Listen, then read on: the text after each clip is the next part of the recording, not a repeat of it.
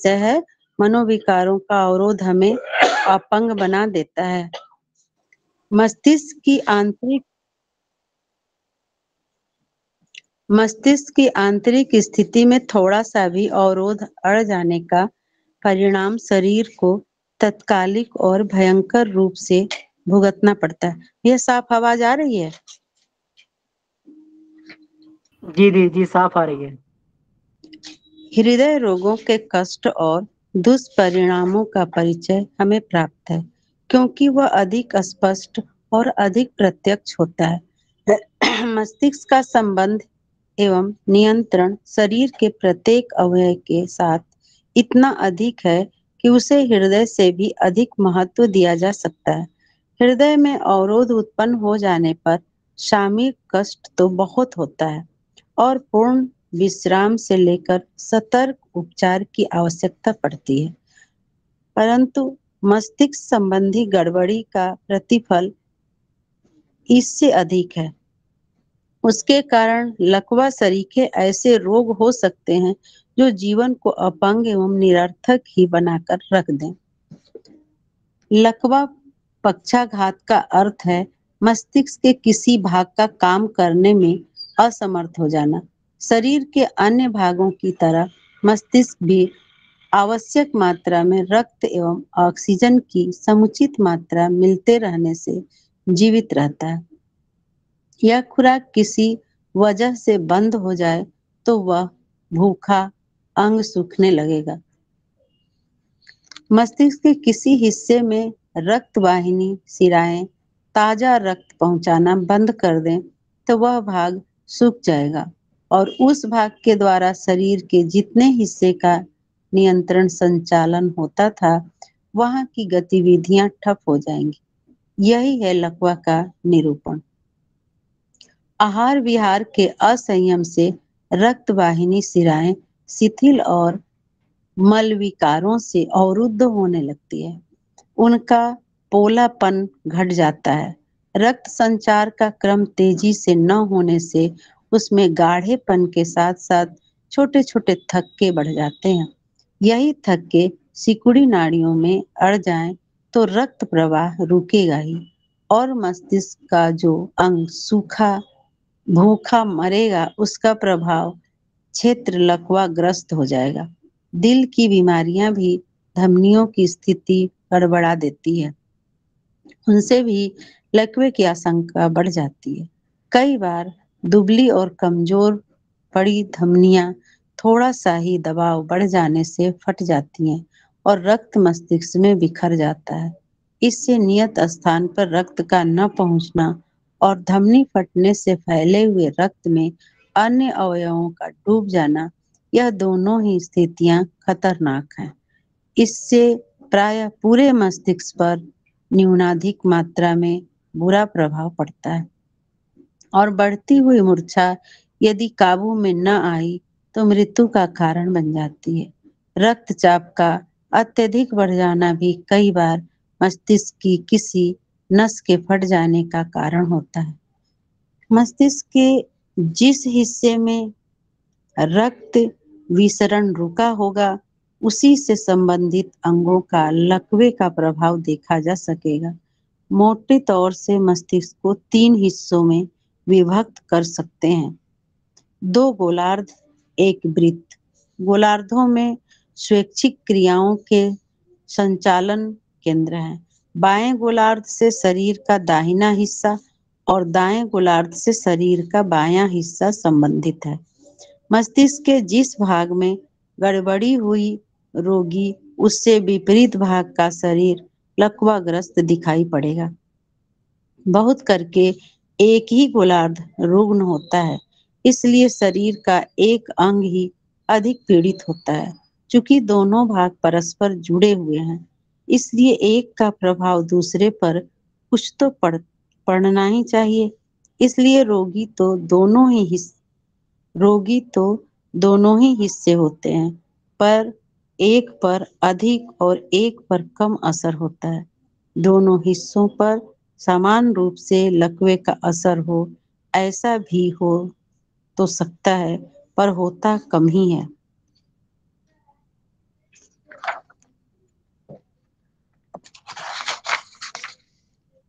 तीसरे भाग वृत्त में मध्य मस्तिष्क, सेतु, सिके वलय और मेरु शीर्ष होते हैं। शरीर का संतुलन बनाए रहना, विभिन्न अवयवों से उनके क्रियाकलाप का विधिवत संचालन करना, इंद्रियों द्वारा प्राप्त सूचनाओं के आधार पर कुछ निष्कर्ष निकालना जैसे महत्वपूर्ण कार्य इस वृत्त भाग से ही संबंधित है। मस्तिष्क के भीतरी विभागों की संरचना और क्रिया प्रक्रिया समझ लेने पर यह जानना आसान हो जाता है कि लकवे के मरीज में जो कष्ट चिन्ह दिखाई पड़ रहे हैं उनका उद्गम मस्तिष्क के किस स्थान पर होना चाहिए। यो उपयुक्त तीन भागों वाला विभाजन बहुत ही स्थूल है और उसमें से प्रत्येक के भीतर अगणित केंद्र उप केंद्रों की जटिल श्रृंखला जुड़ी हुई है। उन्हीं में जब जहाँ जितनी विकृति आती है तब रोगियों में लकवे के विभिन्न स्तरीय लक्षण दृष्टिगोचर होते हैं। हाथ पैरों का न हिलना, गर्दन का न मुड़ना, शरीर में सुन्नता या झुनझुनी, निगलने में कठिनाई, जिह्वा का लड़खड़ाना, कुछ का कुछ दिखना, स्मरण शक्ति खो जाना, सोचने समझने की क्षमता का लड़खड़ा जाना जैसे अनेक अवरोध लकवा के रोगियों पर सवार रहते हैं। मल मूत्र त्याग और प्यास तक की आवश्यकताओं को वे अनुभव नहीं कर पाते। नींद की उड़ जाना या झपकी सी ही लगे रहना भी किन्हीं किन्हीं रोगियों को होता है।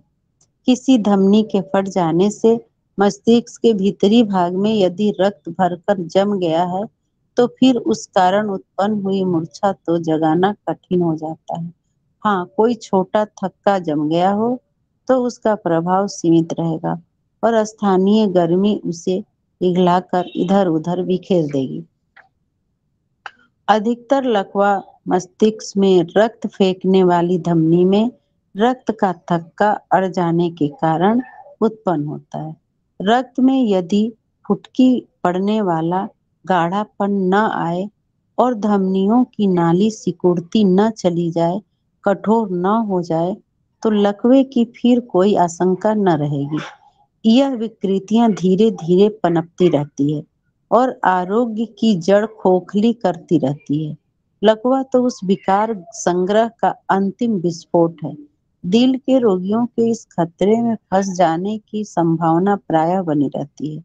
कुछ हल्के प्रकार के लकवे स्थानीय होते हैं, जैसे बोलने में तुतलाने लगना, हाथों का कांपना, दोहरा देखना, सिर में चक्कर आते रहना आदि। पक्षाघात की भयंकरता से हर कोई परिचित है। उसका मामूली सा झोंका मनुष्य को अपंग एवं पराधीन बना देता है। स्थिति अधिक बिगड़ी हुई हो तो मरण की ही कामना प्रार्थना की जाती है।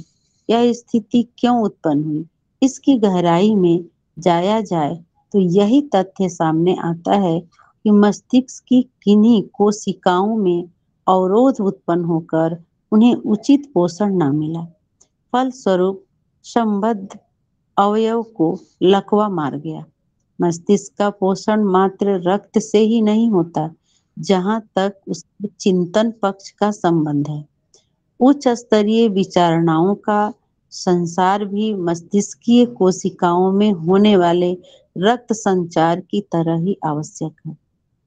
चिंतन का उपयुक्त प्रकाश न मिलने पर ऐसा अवरोध उत्पन्न हो जाता है जिससे सर्वांगीण विकास के किसी महत्वपूर्ण आधारों को ही लकवा मार जाए और व्यक्ति को गई गुजरी हे घृणित दयनीय परिस्थितियों में पड़े रहने के लिए विवश होना पड़े। मना क्षेत्र में स्वस्थ प्रवाह संचार के लिए उदात्त दृष्टिकोण का समावेश नितांत आवश्यक है। यदि उसमें घृणा, द्वेष, ईर्ष्या, निराशा, चिंता, क्रोध, आवेश जैसे अवरोध अड़ेंगे तो ठीक वही स्थिति उत्पन्न हो जाएगी जो शिराओं में रक्त के थक्के अड़ जाने पर लकवा मार जाने का विभीषिका के समय उत्पन्न होती है। दुर्भावनाओं से ग्रस्त मन स्थिति रखकर हम प्रतिपक्षी का उतना नुकसान नहीं कर सकते जितना कि अपना कर लेते हैं। जिन कारणों से मन संताप उत्पन्न हुआ है, यदि उसका निवारण अभीष्ट हो तो पहला कदम यही उठाना होता है कि अपना मानसिक संतुलन सही करें, ताकि समाधान का उपयुक्त आधार खोज निकाला जा सके। उद्विग्नता की स्थिति में अवरोधों से निपटने का रास्ता ढूंढ पाना तो एक प्रकार से अशक्य ही होता है। उल्टे दोहरी विपत्ति आ जाती है। उद्योगों का उद्वेगों का आवेश रक्त के थक्के बनकर संवेदनशील शिराओं में ही अवरोध उत्पन्न कर दे तो हमारी दूरदर्शिता हाथ से चली जाएगी और ऐसा संकट सामने आ खड़ा होगा जिसके कारण लकवे जैसी दयनीय अपंग स्थिति से ग्रस्त हो जाना पड़े।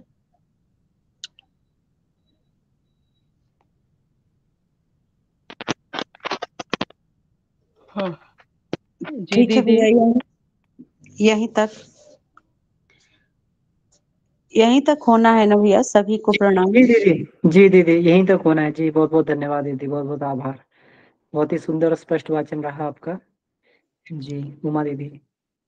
दीदी आप प्रणाम। आप सभी को हृदय से प्रणाम, और दीदी को प्रणाम, आभार, इसलिए कि उन्होंने इतने अच्छे से स्पष्ट वाचन किया। अब हम लोग गुरुदेव को मतलब किन शब्दों में आभार व्यक्त करें, शब्द नहीं है। ये स्टेप वाइज हम लोग को किस ओर, और जिंदगी के बहुत, जिंदगी का जो आर्ट ऑफ लिविंग कहते हैं ना, मतलब इनके साहित्य जो है, किस तरह से हम लोगों को उस विधा की ओर मतलब ले जा रही है। मैं सोच नहीं पा रही हूँ। कल का भी जो स्वाध्याय था, उसके पहले का भी, एक एक टॉपिक जो चल रहा है, ये हमें सच पूछे तो जिंदगी जीने की कला सिखा रहे। क्योंकि आज जो जितनी भी परेशानियां हैं, मानसिक ज्यादा है, शारीरिक से ज्यादा मानसिक। अब वो किस तरह है, ये हम लोग कल भी देखे थे। भैया हमारी आवाज आ रही है ना? जी जी दीदी, स्पष्ट आ रही है जी भैया। तो अब विषय वस्तु पे आते हैं हम लोग। मनोविकार का अवरोध हमें अपंग बना देता है। मनोविकार यानी मन में विकार, अवरोध, या मस्तिष्कीय विकार, अवरोध, जो यहाँ पे आगे के लाइन में गुरुदेव क्लियर करते हैं कि मस्तिष्क के आंतरिक स्थिति में थोड़ा सा भी अवरोध अड़ जाने का परिणाम शरीर को तात्कालिक और भयंकर रूप से भुगतना पड़ता है। आगे हम यहाँ हृदय रोग का गुरुदेव उदाहरण देते हैं, जो हम सब भी जनरली आजकल सुनने में भी आ रहा है। और अरे भाई, वो उसकी डेथ हो गई, हार्ट अटैक। ये क्या है? मतलब इमीडिएट डेथ का रीजन जो हमें मिलता है, हम उसमें हृदय रोग को ज्यादा सुनने में आया है, और हम लोगों को ज्यादा जानकारी इसकी रहती है, या तो एक्सीडेंटल हो या फिर हृदय रोग से जो सडन डेथ होती है। तो इसमें गुरुदेव लिखते हैं कि हृदय रोगों के कष्ट और दुष्परिणामों का परिचय हमें प्राप्त है, क्योंकि वह अधिक स्पष्ट और अधिक प्रत्यक्ष होता है। अब इस हृदय रोग से किस तरह तुलना करते हैं मस्तिष्क रोगों के संबंध में गुरुदेव आगे। मस्तिष्क का संबंध एवं नियंत्रण शरीर के प्रत्येक अवयव के साथ इतना अधिक है कि उसे हृदय से भी अधिक महत्व दिया जा सकता है। मस्तिष्क, हम सभी जानते हैं कि इस शरीर का केंद्र मस्तिष्क है, यानी हमारा ये पावर हाउस है, या एक तरह से कह दें कि संचालक है बॉडी का। तो हृदय में अवरोध उत्पन्न हो जाने पर सामयिक कष्ट तो बहुत होता है और पूर्ण विश्राम लेकर सतर्क उपचार की आवश्यकता पड़ती है। परंतु अब यहाँ पे क्या है कि हार्ट संबंधी कोई भी बीमारी होती है तो एक तो रेस्ट, जैसे डॉक्टर कहता है उसका इमीडिएट एक्शन हम लोग लेते हैं कि अरे भाई ये बहुत बड़ी बीमारी है, इसमें तो एक्शन लेना ही है, प्रिकॉशन लेना ही लेना है, हम लोग ये करते हैं। लेकिन गुरुदेव आगे बता रहे हैं कि परंतु मस्तिष्क संबंधी गड़बड़ी का प्रतिफल इससे अधिक है। इसके कारण लकवा सरीखे ऐसे रोग हो सकते हैं जो जीवन को अपंग एवं निरर्थक ही बनाकर रखते। मैं लाइन बाय लाइन कुछ पैराग्राफ तक इसलिए पढ़ूंगी क्योंकि हम लोगों को इसमें एक एक लाइन आपस में क्लियर करना जरूरी है। कुछ पैराग्राफ होंगे जिसकी चर्चा इसी में हो जाएगी, ज्यादा समय ये नहीं करेंगे, तो इसलिए मैं थोड़ा यहाँ पे, चूंकि मेडिकल टर्म है तो ये आपस में हम लोग समझेंगे, इसलिए मैं लाइन बाय लाइन कर रही हूँ। तो यहाँ पर मस्तिष्क संबंधी गड़बड़ी का प्रतिफल गुरुदेव कह रहे हैं कि उसके कारण लकवा शरीक है। तो पक्षाघात, जिसको हम लकवा कहते हैं, पक्षाघात कहते हैं, पैरालिसिस कहते हैं, तो ये क्या चीज है, ये मस्तिष्क संबंधी गड़बड़ी से है। अब आगे है कि ये पैरालिसिस, ये लकवा या पक्षाघात होता क्या है, इसमें ये बताया गया है कि होता क्या है। देन आगे सारे रीजन बताए हैं कि मतलब क्या क्या रीजन है जिसपे हम ध्यान दे सकते हैं इसे निवारण के लिए। और ये तो अभी हम लोग इस पे चर्चा करें कि लकवा या पक्षाघात होता क्यों है, कैसे। तो इसमें दे रखे हैं कि लकवा पक्षाघात का अर्थ है मस्तिष्क के किसी भाग का काम करने में असमर्थ हो जाना। शरीर के अन्य भाग की तरह मस्तिष्क भी आवश्यक मात्रा में रक्त एवं मस्तिष्क को भी आवश्यक मात्रा में रक्त एवं ऑक्सीजन की समुचित मात्रा मिलते रहने से जीवित रहता है। अब यहाँ पे इस लाइन को हम लोग ये करें कि जैसे शरीर के संपूर्ण भाग में हमारे ब्लड वेसल्स होते हैं जो जिसके माध्यम से हमारे खाने का, हमारे पोषक तत्व या मेनली क्या होता है, ऑक्सीजन कैरी करता है हमारा ब्लड। वो ऑक्सीजन की समुचित, तो इन्हीं की मात्रा में पोषक तत्व को ले जाना, ऑक्सीजन को ले जाना, वहां तक पहुंचाना बॉडी के हर एक ऑर्गन्स तक, देन वहां से जो अशुद्ध तत्व है, जो अशुद्ध चीजें हैं, उनको पुनः वापस लाना, कार्बन डाइऑक्साइड को लाना। इसका अभी आगे इतना तो डिटेल में नहीं जाना है हम लोगों को, जस्ट यहाँ पे इतनी बात जरूरी थी कि ले आना, ये हमारा काम ब्लड ही करता है, ब्लड के थ्रू ही ये सब होता है। तो यह खुराक किसी वजह से बंद हो जाए तो वह भूखा अंग सूखने लगेगा। मस्तिष्क के किसी हिस्से में रक्त वाहिनी शिराएं ताजा रक्त पहुंचाना बंद कर दे तो वह भाग सूख जाएगा। उस भाग के द्वारा शरीर के जितने हिस्से का नियंत्रण संचालन होता था वहां की गतिविधियां ठप हो जाएगी। यही लकवा या पक्षाघात है, क्योंकि वहां पे पोषण हो ही नहीं पा रहा है। वहां हम ना ऑक्सीजन पहुंचा पा रहे हैं, ना हम भोजन दे पा रहे हैं, ना कुछ भी नहीं हो रहा है। तो वो ना वो जो वहां की चीजें हैं वो अंग सूखने लगता है। इसी को हम लकवा कहते हैं। ये गुरुदेव यहाँ पे ये बताए। दूसरा, अब यहाँ हम आगे रीजन पे जाते हैं, जिसमें सबसे पहला रीजन, जैसे हम कहीं भी, चाहे वो आयुर्वेद हो, नेचुरोपैथ हो, चाहे कोई साधना हो, हमारी साधना बहुत ही साइंटिफिक, मतलब पहले कुछ भी जो कहा गया था जिसको हम लोग रूढ़ी का नाम देते, हाँ वास्तव में कुछ चीजें हैं जिसको विवेक के दृष्टि से देखने के बाद समय काल परिस्थिति के अनुसार छोड़ना है। बट कुछ चीजें जो यहाँ आहार विहार असंयम की बात गुरुदेव कहते हैं, ये हम लोगों की साधना का, अन्नमय कोश की साधना में इस आएगा, या किसी भी व्रत में जो हमारे समाज में प्रचलन में है। सबसे पहले आहार पे ही लहसुन प्याज छोड़ दो, ठीक है, नमक छोड़ दो, देन फलाहार पे रह जाओ, एक समय पे ये जलाहार पे, ये सारी चीजें शुद्धि के लिए है। शुद्धि, मन की शुद्धि, साथ साथ शरीर के जितनी भी, चाहे वो वेसल्स हो, चाहे वो ऑर्गन्स हो, किसी भी चीज की शुद्धि होती है, जिसका आप कई क्लासेज में भी सुन चुके हैं, स्वाध्याय में भी, पिछले में भी सुने होंगे आप, और आगे भी। यह है कि आहार किस तरह से, मुझे लगता है इस ग्रुप में जितने लोग हैं उन्हें पता है कि आहार संयम क्या महत्व रखता है। तो यहाँ पे गुरुदेव लिखते हैं कि आहार विहार के असंयम से रक्तवाहिनी शिराएं शिथिल और मल विकार से अवरुद्ध होने लगती है। अब क्या होता है, जैसे हम लोग कहते हैं ना कि तेल मसाला न खाओ, मसाला नहीं खाना ज्यादा, तेल नहीं ज्यादा खाना।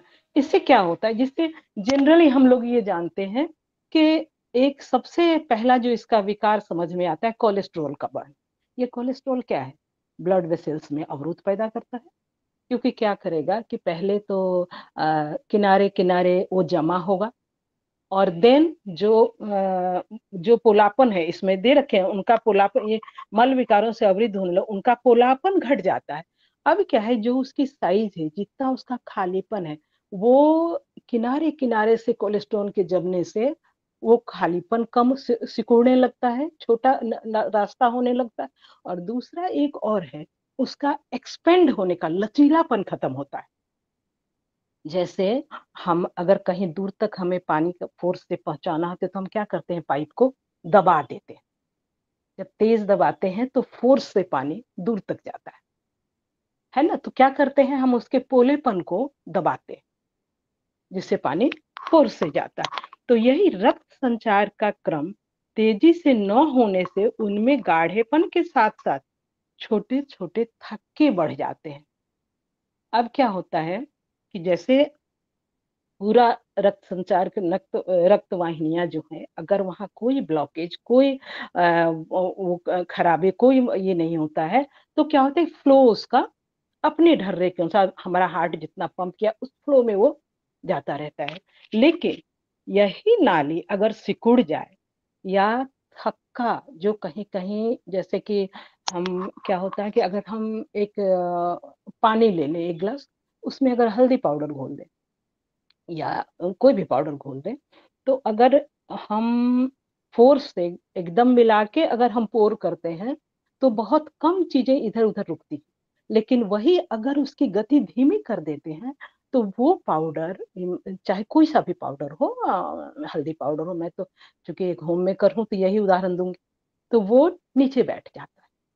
तो यही चीजें क्या होता है, थक्का बन के अगर नाड़ियों में अड़ जाए, वो अवरोध पैदा कर देता है।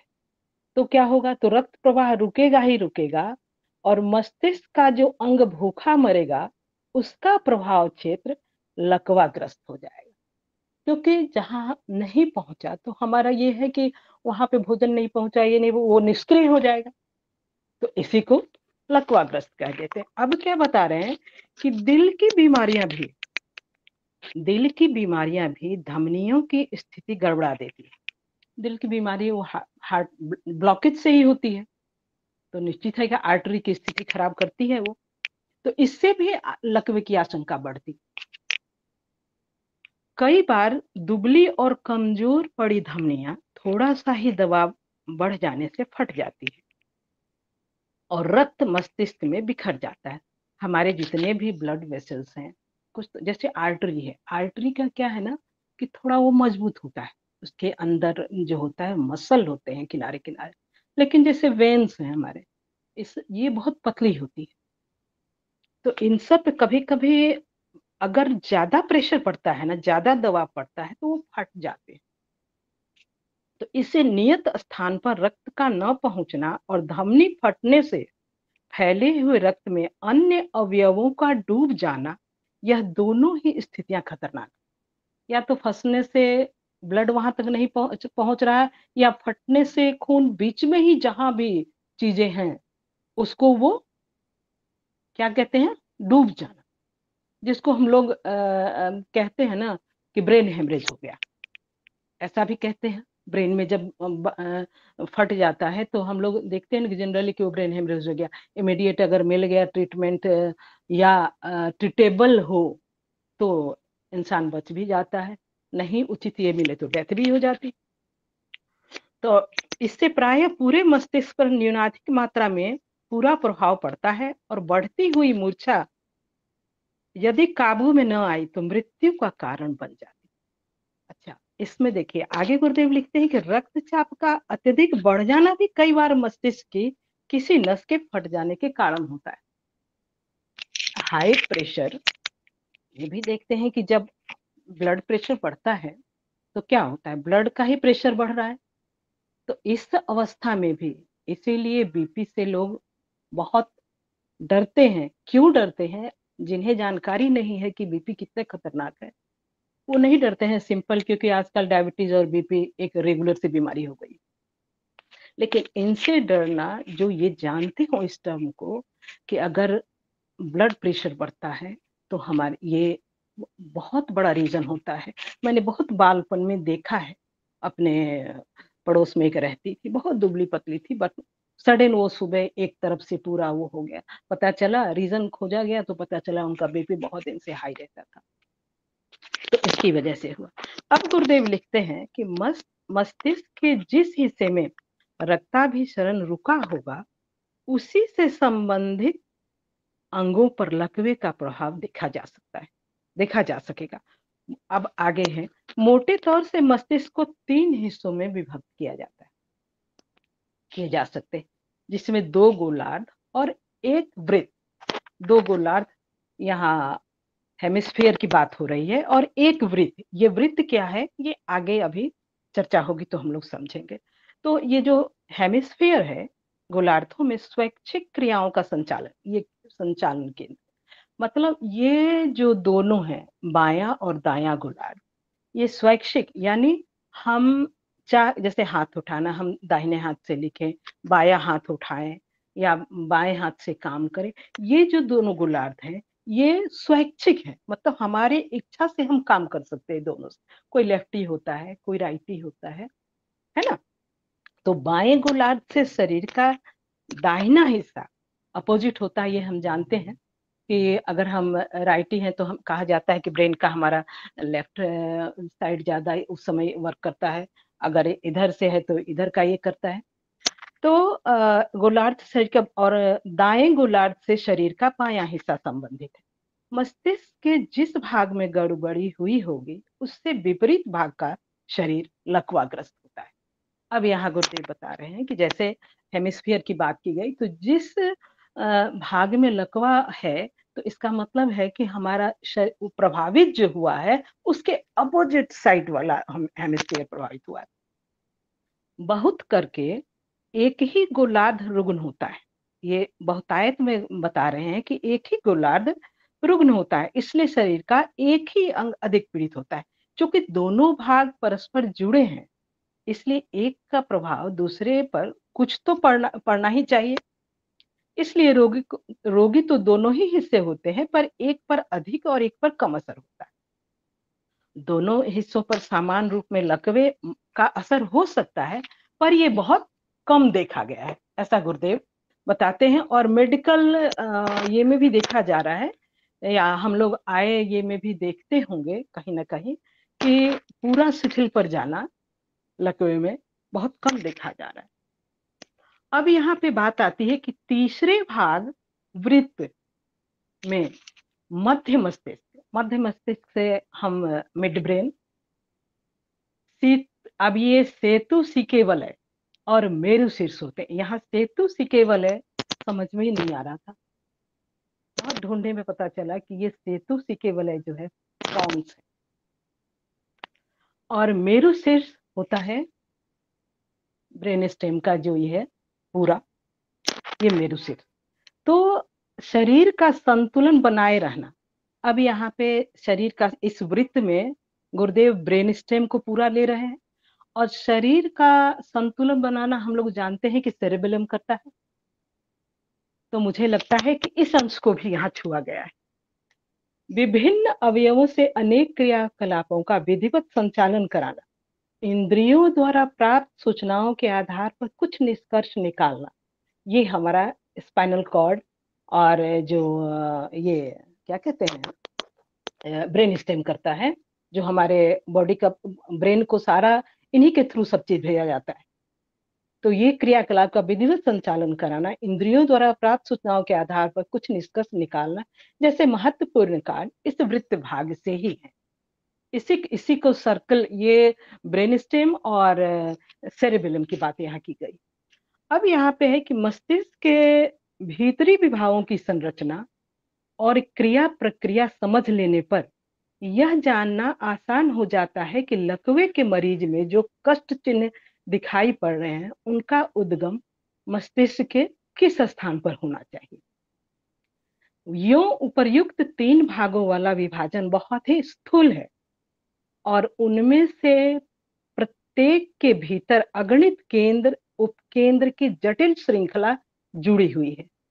यहाँ पे गुरुदेव स्थूल रूप में वो बताए हैं, अब वहीं पे बता रहे हैं कि उन्हीं में जब जहां जितनी विकृति आती है तब रोगियों में लकवे के विभिन्न स्तरीय लक्षण दृष्टिगोचर होते हैं।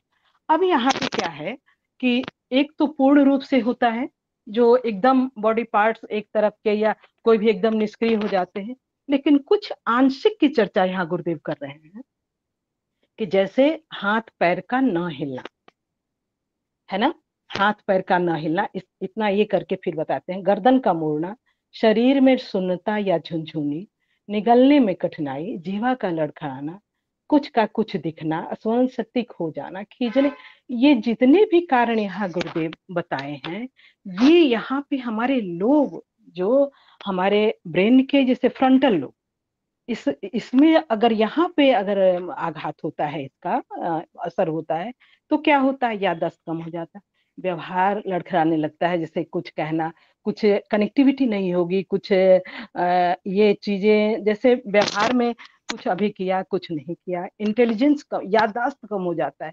अब दूसरा क्या है, जैसे जीभ लड़खड़ाना, बोलने में कुछ अभी बोला, जैसे कनेक्टिविटी के बाद ऊपर ये टेम्पोरल लोब की बात है जो हमारा ये निर्धारित करता है। टेम्पोरल लोब यानी कनपट्टी, कनपट्टी के पास दोनों साइड ये चीजें क्या करता है, जीभ का लड़खड़ा, जैसे बोलने में कोई आदमी ठीक रहता है, लड़खड़ा तो क्या करते हैं हम लोग, जल्दी भाई ले चलो डॉक्टर के पास, कुछ परेशानी हो रही है। बोलने में कोई चीज जैसे कभी कुछ बोल दिया कभी कुछ, मतलब जो आधे शब्द बोले गए, वाक्य बोले गए, उसमें कनेक्टिविटी नहीं है, तो ये टेम्पोरल लोब की गड़बड़ी वहां, मतलब इस ब्रेन के इस भाग को इफेक्ट किया गया है, पक्षाघात। दूसरा है, तीसरा है जब हमारे शरीर के कंट्रोल जो हम सेंस करना बंद होता है, कई बार जैसे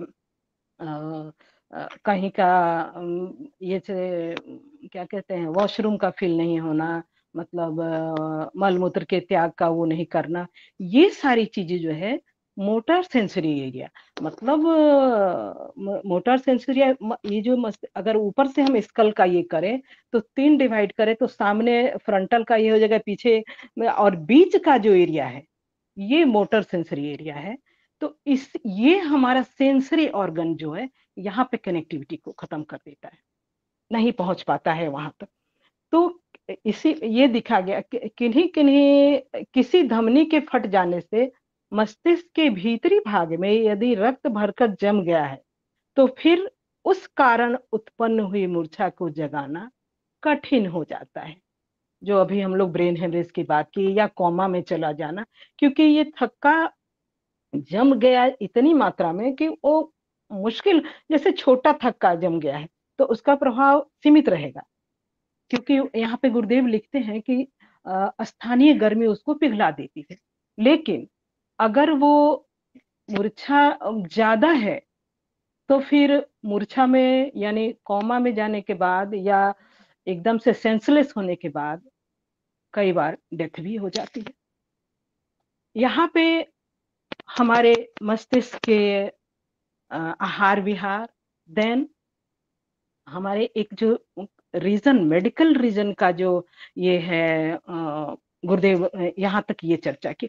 अब आगे देखिए लास्ट के 2 पैरा में, यहाँ पे मस्तिष्क का पोषण मात्र रक्त से ही नहीं होता, यहाँ तक उस जहां तक उसके चिंतन पक्ष का संबंध है, उच्च स्तरीय विचारणाओं का संसार भी मस्तिष्क कोशिकाओं में होने वाले रक्त संचार की तरह ही आवश्यक है। अब यहाँ पे ये आजकल का ज्वलंत मुद्दा है, खाना मैं देख रही हूँ कि बहुत लोग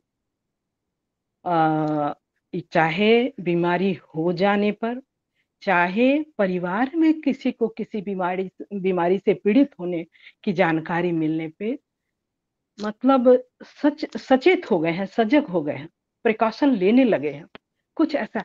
लेकिन एक बहुत बड़ा पार्ट है जिसको हम लोग ज्यादातर लोग इग्नोर करते हैं। और इस वांग्मय में गुरुदेव हर एक टॉपिक में उसी पार्ट को सुधारने की बात कर रहे हैं। तो यहाँ पे मस्तिष्क का पोषण मात्र रक्त से ही नहीं, अब यहाँ चिंतन पक्ष की बात आ गई है। यानी अब सिंपल सी बात है, उच्च स्तरीय विचारणाओं का संसार भी मस्तिष्कीय कोशिकाओं में होने वाले रक्त संचार की तरह ही आवश्यक है। चिंतन का उपयुक्त प्रकाश न मिलने पर ऐसा अवरोध उत्पन्न होता है जिससे सर्वांगीण विकास के किन्हीं महत्वपूर्ण आधार को ही लकवा मार जाता है। गई व्यक्ति की गई गुजरी है घृणित और दयनीय परिस्थिति में पड़े रहने का विवश होना पड़ता है। यहाँ पे एक चीज है कि मना क्षेत्र का जो संचार, स्वस्थ प्रवाह संचार, यहाँ पे जो उदात्त चिंतन की बात की गई, हम लोग सिंपल देखते हैं, किसी पर आवेश करके, किसी पे जैसे एक चीज ये और ध्यान देने की बात है कि हमारे साधना के क्षेत्र में राग, द्वेष, भय, अभय, जैसे गीता में कहा गया है, अभयम सत्व संशुद्धि। सबसे पहला उस श्लोक में श्री कृष्ण बोल रहे हैं कि अभयम मतलब भय न रहो, भय रहित। ये आज भय, हमारे चिंतन में जो भय का कारण है, जो कल बहुत अच्छा से कल की कक्षा में जो नारी मन का विश्लेषण गुरुदेव करते हैं, नारी की जिंदगी का विश्लेषण, उसमें बताया गया कि किस तरह से भयभीत नारियां रह रही हैं लाइफ में, किस तरह से पारिवारिक सामाजिक थॉट के तहत वो अपने आप को असुरक्षित महसूस कर रही हैं। ये सारे, और उसमें ये भी एक बहुत पते की बात भी मतलब हम लोगों को जानकारी मिली, जानते भी हैं लोग, लेकिन इस अध्ययन के माध्यम से कहीं ना कहीं हमें फोर्सली उस पर सजग रहने को कहा जा रहा है कि इवन आज के युग में महिलाओं में जो कैंसर का कारण है, ये यही है, कुंठा, कुंठा, भय। देखिए, जहां तक अध्यात्म की बात होती है, हम पहले जो जानते थे अध्यात्म को, बचपन से जो मैंने सोचा सुना था कि अध्यात्म का मतलब क्या, अरे वो आध्यात्मिक व्यक्ति क्या है जो ऐसे उसको कर रहा है, वो आध्यात्मिक क्या है जो वैसे कह रहा है। मतलब अध्यात्म की जो परिभाषा दी गई थी उसमें से पराक्रम को निकाल दिया गया था। पराक्रम ये नहीं है कि हम किसी को डंडा उठा के मारते रहे, पराक्रम ये है जो कुरीतियों के विरुद्ध, गलत, चाहे वो पारिवारिक व्यवस्था ही क्यों नहीं हो, अगर वो गलत है तो बड़े हैं तो उसको शालीन वे में, छोटे हैं तो उनको तो हम कह के डांट के भी समझा सकते हैं। लेकिन ये बहुत बड़ी कुंठा हमारे सतो ग्रंथि, क्यों ग्रंथि भेदन हमारे शास्त्रों में, मनोमय कोश से जब हम विज्ञान में कोश में जाते हैं, ग्रंथि भेदन क्यों है, क्योंकि ये सतो ग्रंथि, ये इस कुंठा में भी हम बहुत जीते हैं। हम साधक जो साधना कर रहे हैं, आज विषम परिस्थिति आ गई, आज कुछ का, अरे आज हमारे नादियों की साधना छूट गई, आज हमारा जप छूट गया, मतलब उस कुंठा में गुस्सा भी आ रहा है, किसी को उस पे गुस्सा कर रहे, बच्चे पे जिसके कारण हुआ उस पे गुस्सा कर रहे। ये सारी कुंठाएं हैं, ये साधना के क्षेत्र में हमें बाधित करती है। क्योंकि साधक, हम गुरुदेव कितना अच्छा रास्ता निकाले हैं कि जब समय मिल जाए, मान लिया हम ग्रुप में हैं, मैं अमन भैया से बोली भी थी कि भैया शुरुआत में तो मैं जा रही हूँ क्योंकि मेरे घर गेस्ट आ रहे हैं, मेरे दामाद जी आ रहे हैं, मैं 15 दिन जुटू रहूंगी जरूर इस साधना में, लेकिन उपस्थिति दिखेगी नहीं, क्योंकि मैं किसी भी परिस्थिति में अपना कर लूंगी। तो कहीं ना कहीं मुझे लगता है हम सभी इस ग्रुप में हैं जो भी, और कहीं ना कहीं इस पीड़ा से गुजरते हैं, तो हमें अपने साधना में गुरुदेव लिखते हैं कि जैसे यहाँ पे कि जो हे वाला ये है, मतलब जो हमारे जैसे राग, अत्यधिक राग जो चिपकाव को बढ़ावा देता है वो भी नहीं है। इसलिए समत्वम योगम उच्चते की बात की है, समत्वम योगम। तो हर चीज में हमें बैलेंस बनाने को, मतलब मैं जब इसको पढ़ी हूँ तो मैं बता नहीं सकती कि मैं जैसे जैसे, एक बार मैंने बहुत पहले इसको खत्म किया था लेकिन वो गहराई नहीं थी, समझ नहीं थी। लेकिन आज जब इस स्वाध्याय के माध्यम, और मुझे मेरा जप छूट जाए, क्योंकि वो मैं कभी भी कर लूंगी, सोने जाती हूँ तो भी मैं जब का अपना ये पूरा कर लेती हूँ, लेकिन मैं स्वाध्याय बहुत ही विषम परिस्थिति में, और ये जो अपने ग्रुप में, मैं बार बार कहती हूँ कि बहुत बहुत आभार आप लोगों का कि हम सब एक जगह बैठ के सब इस पे चर्चा करते। तो इसमें गुरुदेव लिखे हैं आगे कि दुर्भावनाओं से ग्रस्त मन स्थिति रखकर हम प्रतिपक्षी का उतना नुकसान नहीं कर सकते जितना कि अपना कर लेते। जिन कारणों से मन संताप उत्पन्न हुआ है, यदि उनका निवारण अभिष्ट हो तो पहला कदम यही उठाना होता है कि अपना मानसिक संतुलन सही करें, ताकि समाधान का उपयुक्त आधार खोज निकाला जा सके। देखिए, एक बहुत बड़ी बातें कई बार क्लासेस में भी आई हैं और हम लोग कहीं स्वाध्याय के दौरान भी देखे हैं कि जैसे कल कल ही एक महिला की भी चर्चा की गई, कल या परसों वाले स्वाध्याय में था, खुजली वाली बात जो आई, ये कहीं ना कहीं गिल्ट है, इसीलिए निष्कासन तब बोला गया है कि बाहर निकाल। अच्छा, दूसरी बात ये है कि इसमें जो आवेश आवेग की बात गुरुदेव कहते हैं उसको निकालना बहुत जरूरी है। तो उसपे या तो कई तरीके हैं, जैसे हम जितने मस्तिष्क हैं तो सबका अपना टेंशन रिलीज करने का अलग अलग जरिया हो सकता है। जैसे मुझे है, मैं आज से जब मैंने पंचकोश ज्वाइन किया था, मैं खुल के आपको बताती हूँ, मैंने वहां पे सासाराम में सबके सामने खुल के बोला था कि मुझे नाद योग का पर्पस क्या है मुझे समझ में ही नहीं आता, कुछ समझ में नहीं आता था। और आज नाद योग अगर कहीं भी चल जाए तो सारी एक्टिविटी बंद करके शरीर एक अलग हलचल, एक अलग लोक की फीलिंग, चाहे वो जिस स्तर का हो, मैं ये नहीं कहती कि मैं उच्च स्तर की साधिका हूं, बट वो फीलिंग सुकून देता है मन को। तो मुझे लगता है कि जब भी कुछ परेशानी आती है, कुछ मन में चिंता है, कुछ आती है, तो मैं नाद योग हुआ या गुरुदेव की आवाज में कोई ऐसा जरिया निकालती हूँ जिसको कान में लगाया, रात में सोने के समय लगा के मैं सो जाती हूँ। कब नींद आ जाती मुझे पता नहीं चलता। तो ये एक, मतलब ये चर्चा मैं इसलिए कर रही हूँ कि अपने अपने मानसिक संतुलन को बनाए रखने के लिए अपनी अपनी इच्छा के अनुसार, अपने ये के अनुसार हमें जरूर उसका तोड़ निकाल लेना चाहिए। अगर हमें जप करके मिलता है तो स्वाध्याय करके मिलता है, क्योंकि बहुत बड़ा खुराक जो मस्तिष्क का है वो स्वाध्याय। तो ये अगर हम डेली सुबह करते हैं तो ये दिन भर ऐसे ही मुझे हर नेगेटिविटी से हम साधकों को दूर रखता है। लेकिन बहुत कुछ लोगों को बहुत जप में मन लगता है, वो भी बहुत, किसी भी माध्यम से हमें अपने एंजाइटी को खत्म करना है। बस इसी के साथ वाणी को विराम दूंगी भैया। आप सभी को बहुत बहुत आभार। अगर कोई गलती हुई हो तो क्षमा प्रार्थी हूँ। प्रणाम आप सभी को। प्रणाम भैया।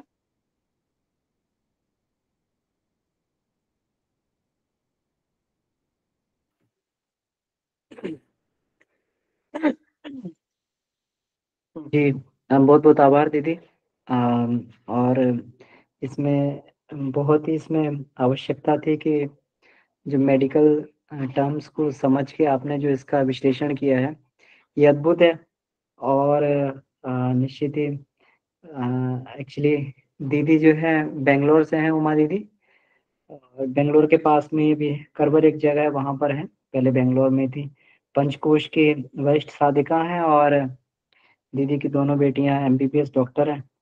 और दीदी स्वयं भी साइंस की जो है ये स्टूडेंट रही हैं। तो इस चैप्टर के पीछे यही उद्देश्य था कि दीदी इसको बहुत अच्छे से क्योंकि जो इसमें पूरा नर्वस सिस्टम पे काफ़ी बार पंचकोश वाले ग्रुप में चर्चा हुई और हम लोग खूब इस पे बाबूजी की प्रेरणा से हम लोग खूब इसमें नर्वस सिस्टम पे शोध करते हैं, क्योंकि पूरा का पूरा हमारा जो मनोमय कोश है पूरा का पूरा नर्वस सिस्टम पर ही निर्भर है। और गुरुदेव जो ये बोलते हैं कण कण में जो प्रज्ञा, रोम रोम में प्रज्ञा। तो आज हम लोग ये इसमें ये देख पा रहे हैं, बार बार जो है वही स्थिति आती है कि इसमें कहा गया है कि मस्तिष्क का पोषण मात्र रक्त से नहीं होता है, जहां तक उसके चिंतन पक्ष का संबंध उच्च स्तरीय विचारणों का संसार भी मस्तिष्कीय कोशिकाओं में होने वाले रक्त संचार की तरह आवश्यक है। और चिंतन का उपयुक्त प्रकाश न मिलने पर ऐसा अवरोध उत्पन्न हो जाता है जिससे सर्वांगीण विकास के महत्वपूर्ण आधारों को लकवा मार जाता है। तो इसीलिए कण कण में प्रज्ञा की जरूरत पड़ती है, कण कण में दीप्ति की जरूरत पड़ती है। तो ये जो है बहुत ही बढ़िया दीदी ने इसकी व्याख्या की है, और मेडिकल टर्म्स भी बहुत ही स्पष्ट रूप से इसमें दीदी ने बताए हैं। तो इसके लिए बहुत बहुत आभार दीदी आपका। और मेरा निवेदन है कि और भी इसमें भाई बहन लोग हैं तो वो भी अपनी कृपया उसमें बात रख सकते हैं, और इस पे हम लोग और भी चर्चा कर सकते हैं जी।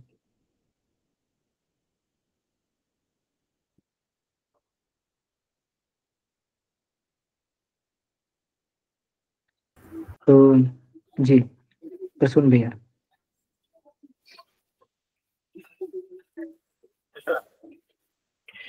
जी भैया, बहुत बहुत धन्यवाद दीदी को। और वैसे तो भैया कोई ऐसा विषय है ही नहीं जिसको कहा जाए कि ये कम महत्वपूर्ण है, ये बहुत महत्वपूर्ण है। हर एक बिंदु को, हमारे जीवनचर्या की हर एक बिंदु, कहाँ कहाँ चीजें हमें प्रभावित करती हैं, उस पर गुरु जी ने इतने अच्छे से प्रभाव डाला है। मैं कई बार ये बात आती थी और ये अनुभव भी करता था कि हम जब किसी दूसरे के लिए कुछ विकृत चिंतन आता है तो हम कितने डिस्टर्ब हो जाते हैं। उसका तो पता नहीं उस पर क्या प्रभाव पड़ा क्या नहीं पड़ा, लेकिन हम तो डिस्टर्ब हो जाते हैं। आज वो चीज आई भी और आती रहती है हर समय। जब से हम लोग का वाचन और ये प्रस्तुतिकरण चल रहा है तो हमेशा ये सब चीजें आती रहती हैं।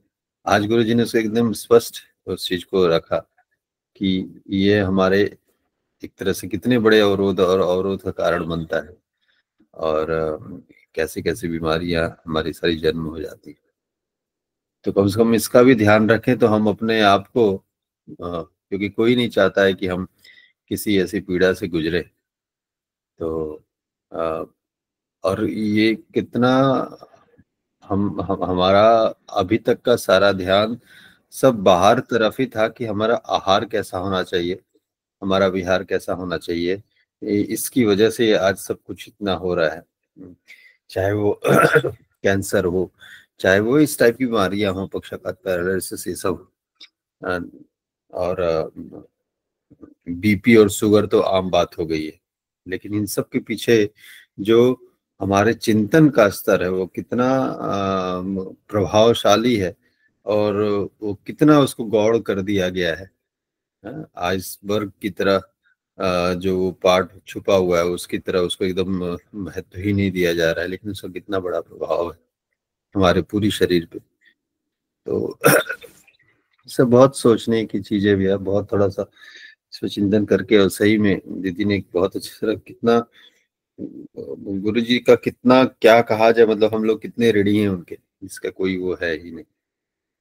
तो ज्यादा कुछ ऐसा नहीं रखना था भैया, बहुत ही बढ़िया आज का विषय वस्तु पे थोड़ी सी बात रखनी थी जी। तो सभी दीदी भैया लोगों से अनुरोध है अपनी बात जरूर रखें। जी ओम नारायण भैया जी। सभी को प्रणाम। दीदी ने बहुत ही सुंदर सा प्रस्तुत किया। इसी बीच में मेरा एक प्रश्न है भैया कि गुरुदेव ने इसमें लिखा है कि तुतुलाहट जो है ये भी जो है इसी का लकवा का ही एक कारण है। तो इस एक हकलाहट होता है तो वो भी क्या इसी में आता है क्या? ये तो जैसे तुतलाहट होता है जैसे और जैसे कुछ लोग हकलाते भी हैं, ये कभी कभी मेरे अंदर भी होता है। इससे जब मैं प्रेशर में होता हूँ तो इससे जबान मेरी लड़खड़ाने लगती है, तो इस तरह की स्थिति पैदा होती है। तो इसलिए मेरा प्रश्न है दीदी से, हाँ थोड़ा सा इस पर भैया, अपना विचार व्यक्त करें। हाँ भैया, नहीं अमन भैया देंगे जवाब इस पे, वो भी अपना मंतव्य रखेंगे। मुझे जो ये जानकारी, ये जो बचपन से होता है ना, जी जो बचपन जी से होता है हकलाना, वो अलग चीज है ना, जी उसके लिए। जी जी लेकिन अगर किसी खास अवस्था के बाद अगर आती है, तो ये सब जी चीजें है ना, ये जो मतलब टेम्पोरल लोब जो है हमारा, कनपट्टी के ऊपर जो दोनों साइड है, यहाँ पे जी जी चूंकि पक्षाघात की बात पे ये चर्चा हुई है, तो उसकी वजह हम्म। से होती है। ऐसे सिंपल कभी कभी जैसे तेज बोलने में लड़खड़ा जाती है जीभ, तो ये कोई बीमारी के लक्षण नहीं है ना भैया। जी जी लेकिन ये क्या होता है कि जैसे एकदम से लगातार इसमें भैया होंगे, वो डॉक्टर भैया होंगे, जोशी भैया, वो भी इसको इसको क्लियर कर सकते हैं, क्योंकि ये सडन जो होता है ना, एकदम से जी जी देखेंगे कि एक तरफ ये हो गया, बात नहीं कर पा रहे हैं या स्पष्ट नहीं बोल पा रहे हैं, उस तरह की बातें यहाँ की गई। जी जी जी। तो पहले बचपन में मेरा नहीं था, बाद में ही हुआ। जैसे जब प्रेशर में जब रहता हूँ ना, जैसे क्रोध टाइप का जब आ जाता है, तो ऐसे मन में आता है कि बहुत जल्दी चीजें अब मैं रख दूं। अब अच्छा। इस तरह अंदर अंदर से होता है, इसलिए जो है इस तरह की परिस्थिति पैदा होती है। तो भैया ये बता पाएंगे या फिर मैं, मुझे तो इतना इसका ये पता नहीं है कि ये, क्योंकि यहाँ पे चूंकि पक्षाघात की बात हो रही थी, तो उसमें जीभ का हम्म, लड़खड़ाना, बोलने में कनेक्टिविटी का ना होना, कुछ इधर उधर बोलना। बट इस विषय पे ना डॉक्टर्स, जैसे डॉक्टर भैया जी हैं, वो दे सकते हैं, या मैं क्लास खत्म के बाद अपने बच्चों से इसका डिस्कस कर सकती हूँ, तो बताएंगी तो बता सकती हूँ बाद में, जी है ना भैया। जी जी जी जी जी, और ऐसे अमन भैया कुछ कहेंगे। जी जी ठीक है।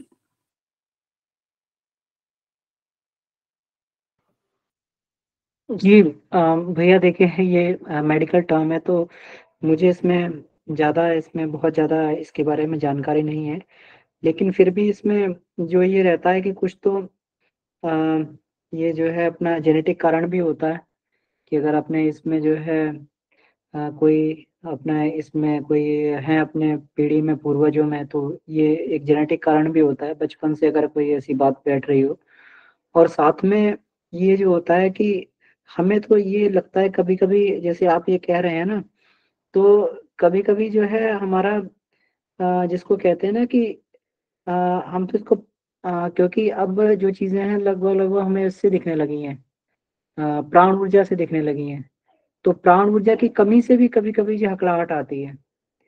कि जैसे कभी हम लोग अपना ये प्राण ऊर्जा की कमी महसूस करें, तो बोलने में जो है कभी-कभी हमें जो है इसमें मस्तिष्क पूरी तरीके से काम नहीं करता है, और जो हमें जो शब्दों का प्रवाह होना चाहिए उतना नहीं आता है, तो फिर वो शब्दों का प्रवाह रुक-रुक के आने लगता है। तो मुझे लगता है कि मस्तिष्क की प्रोसेसिंग में भी कहीं न कहीं जो है शिथिलता पड़ने पर ऐसी बातें जो है इसमें ये लगता है। जी, नितिन भैया? जी, जी भैया, सभी को प्रणाम। तो इसमें जो है भैया मेरा भी कुछ अनुभव है।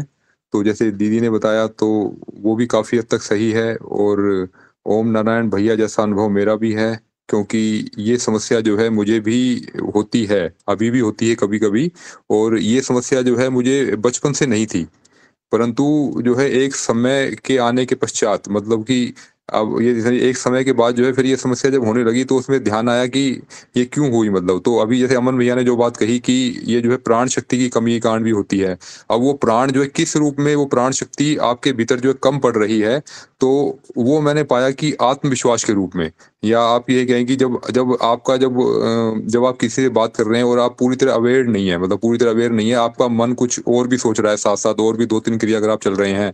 और दूसरा कि अगर आपका जो है आई कांटेक्ट भी बना हुआ नहीं है, तो उससे भी फर्क पड़ता है फिर। और मैंने जो है इसी समस्या को समझने के लिए जो है मैंने इस पे वर्कआउट किया मैंने। और ये समस्या मुझे ये समस्या हुई थी 10+1 में जैसे मैं एंट्री की ना मैंने, तो उस समय ये समस्या हुई थी। उस समय हुआ क्या था कि 10th क्लास तक जो है मेरा हिंदी मीडियम स्कूल था मेरा, और 10+1 में इंग्लिश मीडियम स्कूल में गया, क्योंकि वो जो नॉन मेडिकल की जो पढ़ाई होती है वो इंग्लिश में होती है, हिंदी में होती नहीं वो। तो उसमें जो है जब स्कूल में एडमिशन लिया, तो ना उनके इंग्लिश के वर्ड मेरे लिए जो है, मेरे को विषय समझने से ज़्यादा दिक्कत आती थी इंग्लिश समझने में। तो मैं तो जो है मुझे तो उस समय ये भी पता नहीं था कि फंडामेंटल का क्या मीनिंग होता है। तो मैं अपने सर से पूछता था कि सर ये सब तो ठीक है, पर मुझे फंडामेंटल का मीनिंग बताइए, मुझे क्या मीनिंग है। तो वो सब हंस रहे थे मेरे पे, ऐसे करते थे कि भाई वो कि आपको इतना भी नहीं आता। मगर नहीं आता तभी तो पूछ रहा हूँ मैं आपसे। तो वही था। तो फिर वो बोले आप अपनी इंग्लिश इंप्रूव करो। फिर किसी ने मुझसे कहा कि क्या आपने कभी ध्यान दिया? मैंने कहा, क्या ध्यान दिया? बोला आप जब बोलते हो ना तो आप कहते आपकी जो है स्टैमरिंग होती है, आप जो है अटक जाते हो। मैंने कहा नहीं, मैं तो ध्यान नहीं दिया कभी इस बात पर। तो बोले नहीं, ध्यान देना अभी आप। तो फिर वो जो ध्यान का जादू जो होता है ना, वो ध्यान जहाँ जाता है ना, फिर उस चीज को उतना मैग्नीफाई कर देता है वो। तो वो जब ध्यान देने लगा, बार बार सोचने लगा, तो सही में वो स्टैमरिंग बढ़ती गई, बढ़ती गई, बढ़ती गई। मतलब फिर एक लेवल तो ऐसा आ गया कि इंजीनियरिंग तक आते आते जो है वो, मतलब वो जो है, मेरा इंटरव्यू कहीं होता था तो जो है मुझे विषय का पता भी होता था, पर मैं उसको उत्तर नहीं दे पाता था बिकॉज ऑफ दिस स्टैमरिंग। तो ये चीज जो थी, फिर तो फिर मुझे जो है उसका, फिर मुझे लगा कि इसका जो है फिर अब समाधान भी ढूंढना है कुछ तो, क्योंकि सॉल्यूशन तो चाहिए मुझे कुछ ना कुछ तो फिर मैंने एक जो है स्पीच थेरेपिस्ट के पास ज्वाइन किया। तो वहाँ ज्वाइन करने के बाद जो है कुछ समय बाद बोला कि ठीक है, आप ठीक हो गए हो, जाओ। एक डेढ़ महीने बाद ना अब आप ठीक है, काफी सुधार है अभी। इसी तरह जो है धीरे बोलने का अभ्यास करो, स्पीच को धीरे धीरे बोलो। और उन्होंने कुछ मुझे टिप्स दिए। तो फिर मेरे पास अपॉर्चुनिटी मिली मुझे कि जो है मैं किसी ने मुझसे कहा कि आप ना जो है आपकी जो स्पीच प्रॉब्लम है ना, आप ना आप मतलब किसी को पढ़ा नहीं सकते आप कभी ना। क्योंकि जो है किसी भी, अगर आप जो है वो अगर आप किसी कॉलेज में ज्वाइन करते हो, टीचर बनते हो, तो वहां पर तो मतलब ऐसे टीचर को रखेंगे नहीं कि जो अपने शब्द ना रख पाए अपने किसी के सामने। तो फिर उस समय मैंने उसको चैलेंज लिया। मैंने कहा अब तो यही करूंगा मैं। तो मतलब मैं जॉब तो बाद में ज्वाइन करूंगा, मैं पहले मैं किसी कॉलेज में ही ज्वाइन करता हूँ पहले मैं। तो फिर मैंने जो है मास्टर डिग्री करने के बाद कॉलेज ज्वाइन किया। और कॉलेज में जो है फाइनल ईयर के स्टूडेंट्स को पढ़ाता था मैं। तो उस समय जो है जब मैंने ज्वाइन किया तो चैलेंज तो मेरे सामने था। अब तो चैलेंज मैंने ही लिया था, तो सॉल्यूशन भी मुझे देना था। तो जब मैं जाता था क्लास में, तो बीच में जैसे स्टैमरिंग होती तो बच्चे हंसते थे। तो फिर मतलब मैं उनको देखने लगता था। तो उस भाव से नहीं कि मैं गुस्सा कर रहा हूँ या ऐसा नहीं, मतलब कि मैं सोचता था कि शायद मैं अपना विषय समझा नहीं पा रहा हूँ, इसलिए वो हंस रहे हैं वो। तो जो है बच्चों को जब मैं देखता था तो उनसे आई कॉन्टेक्ट बनता था। आई कॉन्टेक्ट बनने के बाद में वो स्टैमरिंग गायब हो जाती थी। फिर मैं जो अपनी बात जो रखता था उनके सामने दो तीन तरह से रखता था, मतलब इस एंगल से देखो, इस एंगल से देखो आप इसको। तो फिर उसके बाद उनको लगा कि हाँ जो है ये चीज समझ में आ रही है। तो जो है स्टैमरिंग होने के बावजूद भी जो है फिर भी जो है फिर भी मैं कॉलेज में रहा। मतलब जैसे कॉलेज में जैसे सभी टीचर्स का फीडबैक होता था कि कैसा फीडबैक रहा इनका। तो जो है वो लगा कि, तो फिर मुझे लगा कि हाँ ये सब जो समस्या जो थी ना, ये जो है मेंटल लेवल पे आई है।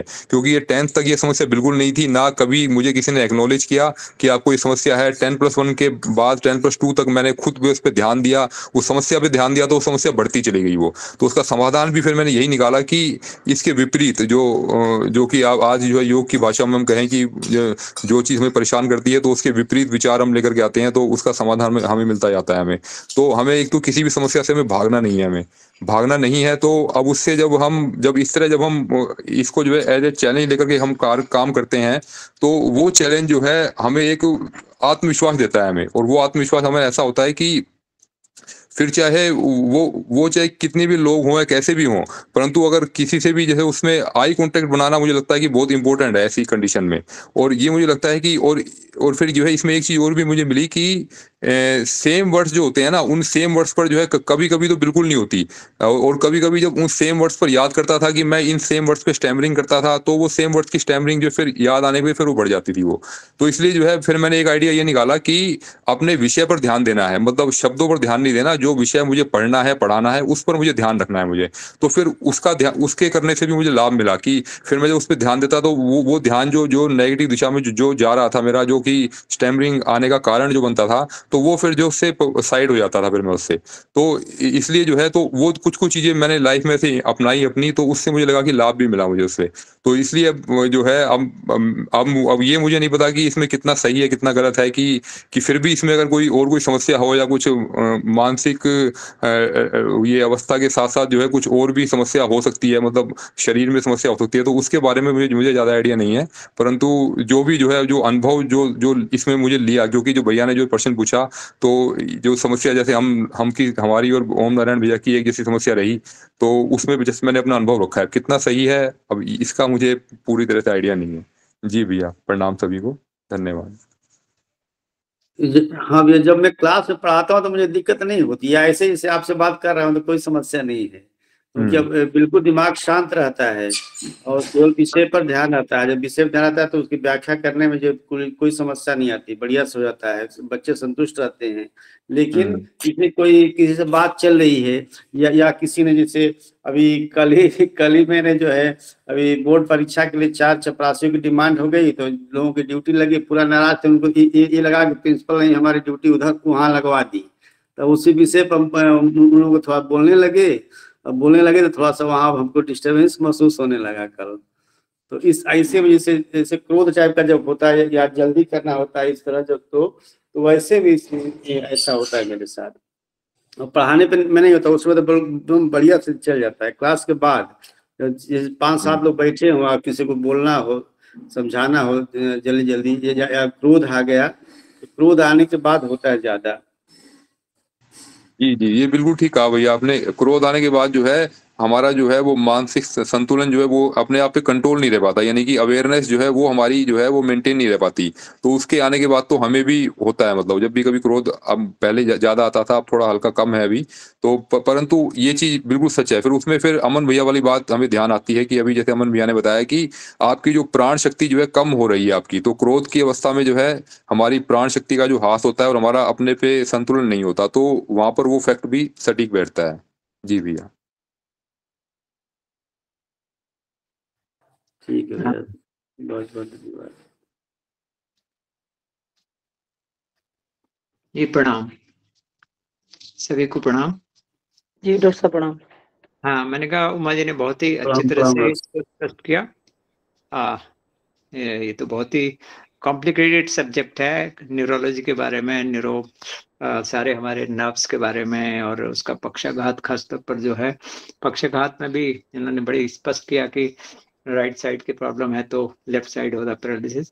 कई बार ऐसा होता है कि आपका कुछ चीजें लेफ्ट में भी होंगी, कुछ राइट में भी होंगी।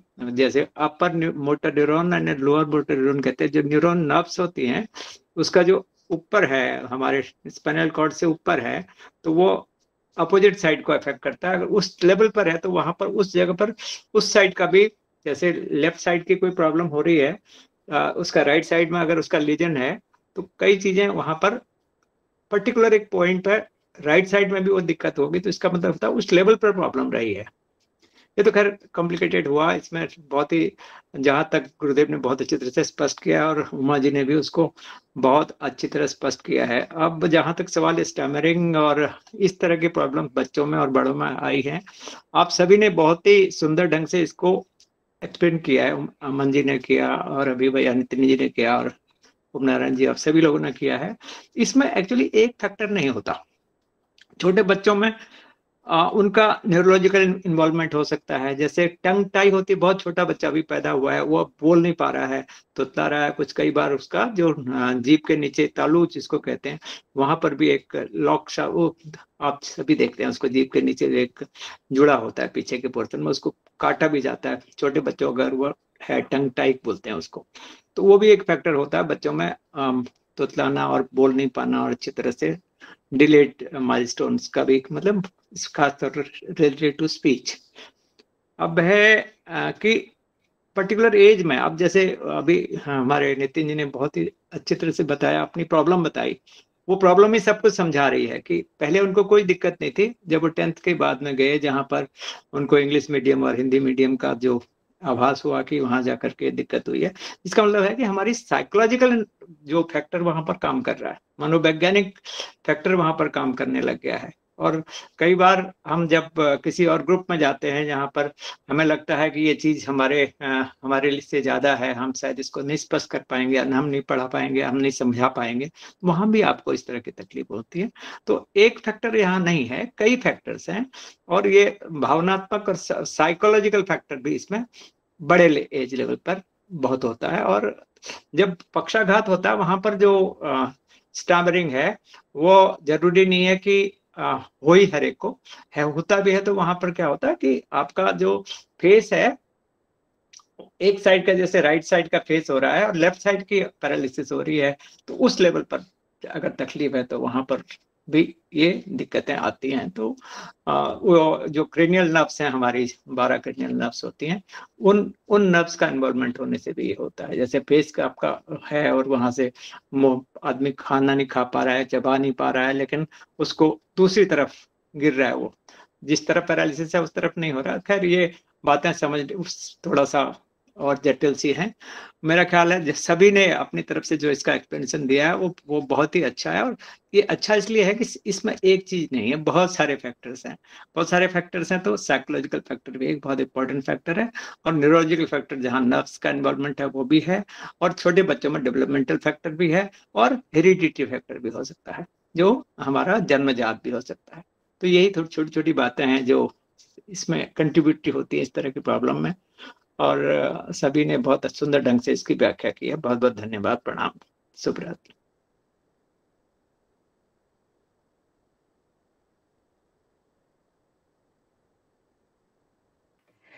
जी डॉक्टर साहब, बहुत बहुत आभार आपका। तो आइए इसी के साथ आज के विषय को ही विराम देते हुए हम लोग शांति पाठ करते हैं। परम पूज्य गुरुदेव वंदनीय माता जी को धन्यवाद देते हुए, ऋषि सत्ताओं को धन्यवाद देते हुए, नीमा दीदी को बहुत बहुत आभार आज के बड़े सुंदर और गंभीर वाणी में वाचन के लिए। उमा दीदी को बहुत बहुत आभार जो है इस जो उन्होंने जो है इसका ये प्रस्तुतिकरण किया। तो आइए इसी के साथ में शांति पाठ करते हैं। ओ शांति शांति शांति। समाप्त। सभी को प्रणाम। धन्यवाद। अमन भैया वो सब्सक्रिप्शन का